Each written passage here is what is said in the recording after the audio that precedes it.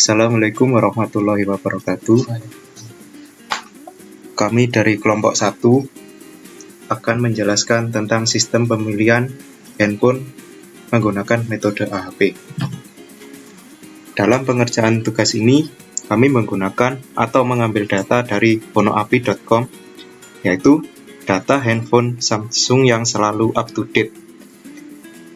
Untuk Fonoapi sendiri mempunyai parameter yaitu nama device, dan kami membatasi jumlah data yang diambil sebanyak 100 data dan 7 kriteria. Dalam pengerjaan ini kami menggunakan database SQL Server 2012 dan bahasa pemrograman ASP.NET VB.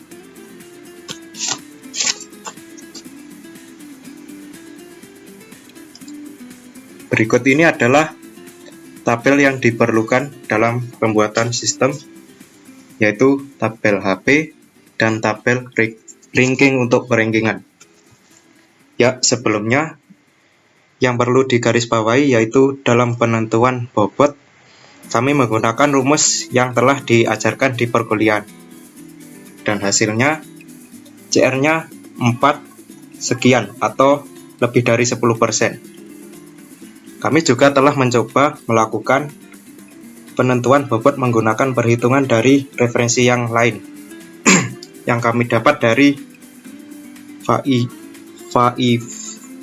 fairuzlsaid.com, dan hasilnya CR-nya pun berbeda dengan perhitungan sebelumnya, yaitu kurang dari 10%.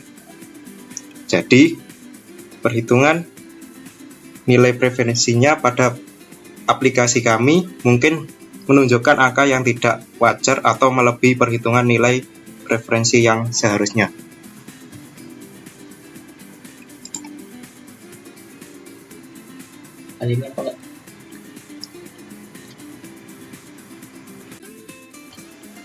Baik, di sini saya akan melanjutkan penjelasan dari teman saya Binar. Berikut ini adalah user interface dari aplikasi kami. Di sini kami menggunakan data dari fonoapi.freshpixel.com sebagai web service-nya. Fonoapi sendiri merupakan sebuah web service yang menyediakan tentang data-data HP yang selalu diupdate. Berikut ini adalah tampilan data dari Fonoapi. Di sini datanya ada sebanyak 100 dan kami hanya mengambil 7 kriteria dari 15 kriteria yang sudah disediakan, yakni device name, video, GPRS, age, wireless LAN, Bluetooth, messaging, dan resolution.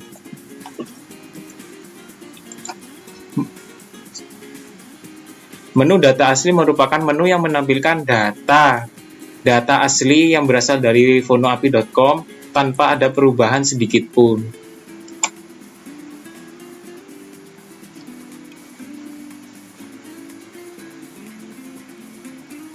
Sedangkan menu data crisp adalah data yang telah diubah ke bentuk bilangan yang dapat dihitung seperti tampilan berikut ini.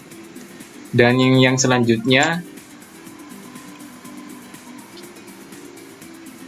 data perhitungan merupakan menu yang menampilkan data yang sudah dilakukan proses perankingan. Untuk alur programnya sendiri dapat digambarkan seperti berikut. Saya perbesar agar lebih jelas. Ya, bisa dilihat sendiri seperti ini kira-kira berbentuk diagram dengan memanfaatkan fasilitas call stack dari Visual Studio. Untuk bagian dari project ini sendiri sebenarnya terdiri dari 3 komponen, yakni data, logic, model. Data sendiri berfungsi untuk tempat koneksi dan query-query ke database, sedangkan logic itu sendiri merupakan hasil dari pemanggilan query dari kelas data yang selanjutnya akan ditampung pada kelas model. Di sini kami menggunakan beberapa form, yakni dashboard, form data aplikasi, form data crisp, form data perhitungan, home.master. Home.master ini merupakan merupakan sebuah template untuk semua tampilan aplikasi ini. Selanjutnya saya akan menjelaskan penjelasan yang lebih jelas lagi yang tadi sudah dijelaskan oleh Ali Mukorobin. Kita akan membedah bagaimana aplikasi ini dijalankan. Nah, pertama saya akan menjelaskan dari form data asli. Dan di form data asli ini kita akan menerima data inputan berupa JSON dan kemudian kita parsing menjadi data yang kita gunakan dalam aplikasi ini. Nah, di sini kita menerima sebuah URL atau inputan dari phonoapi.freshpixel.com yang tadi telah dijelaskan oleh Ali Mukorobin.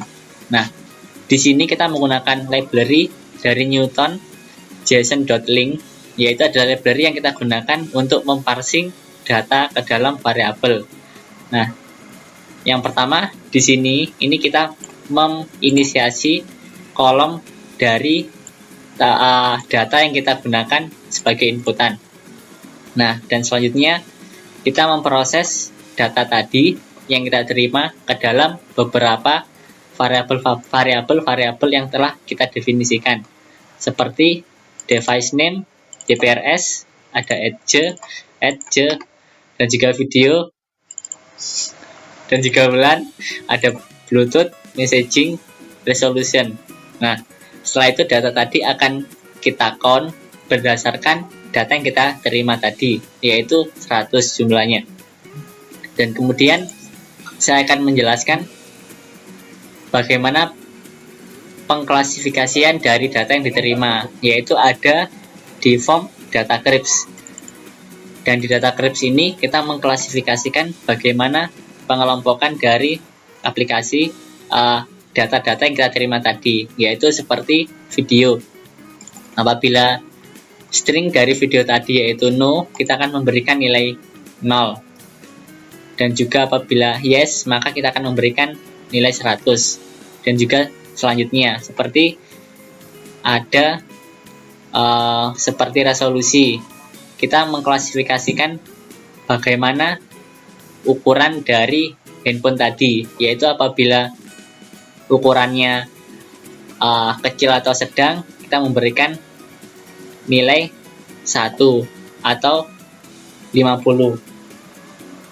Nah, kita selanjutnya akan memperjelaskan lagi, yaitu dari langkah-langkah perhitungan yang kita gunakan, yaitu metode AHP. Nah, bisa kita lihat di sini. Yang pertama kita menginisiasikan dan membuat objek, yaitu dari kelas data handphone, yaitu dengan variabel yang bernama MSVP. Nah, yang pertama kita lakukan adalah menyiapkan bobot yang seperti kita gunakan berikut. Nah, contohnya kita di sini memberikan nilai atau set menggunakan metode set weight yang seperti perbandingan antara edge dan messaging, yaitu kita berikan nilai 2 dan juga selanjutnya. Nah, selanjutnya yaitu kita menggunakan metode finalize big metric, yaitu bagaimana kita memberikan nilai bobot yang yaitu menggunakan tipe data matrix, atau kalau di sini kita menggunakan list. Dan selanjutnya kita print datanya seperti yang di bawah ini.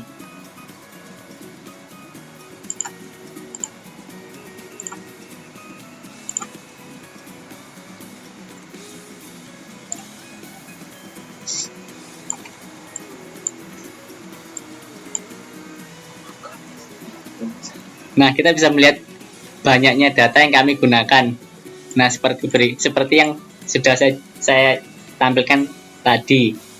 Nah, selanjutnya yaitu kita membuat matriks lagi, yaitu pairwise matrix, tetapi tiap alternatif.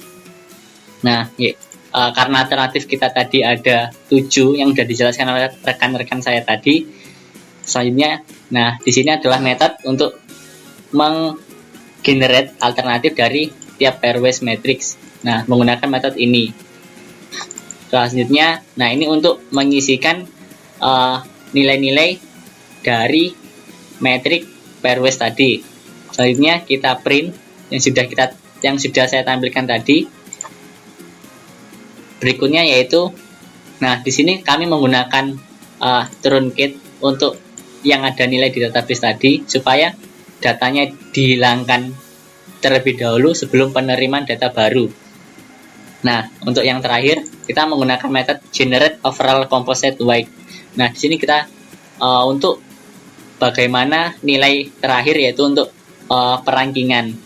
Nah, yang seperti dijelaskan oleh Mas Ali tadi, datanya akan muncul sebagai berikut.